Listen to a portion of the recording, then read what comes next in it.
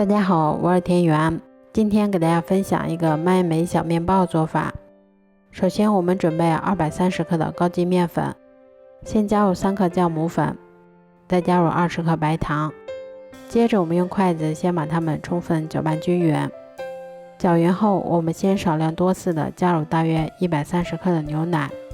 然后用筷子先把它们搅拌成这种面絮状，再下手把它们揉成像这种偏软一些的光滑面团。接着我们先加入20克室温软化的黄油，再加入20克麦芽干，接着我们把它移到面板上，像搓衣服一样继续给它揉搓10分钟左右。揉好后，我们先把它搓成长条，再用刀把它切成大小均匀的小剂子。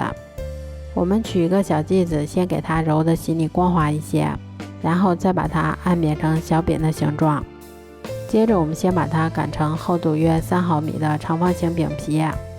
擀好后，我们再像这样先把它从一头慢慢的卷起来，像这样我们的生胚就做好啦。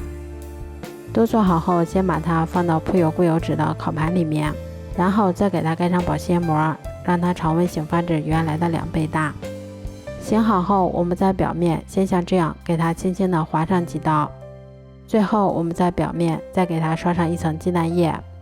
接着我们再把它放到烤箱里面，烤箱中层上下火180度，烤20分钟左右就可以啦。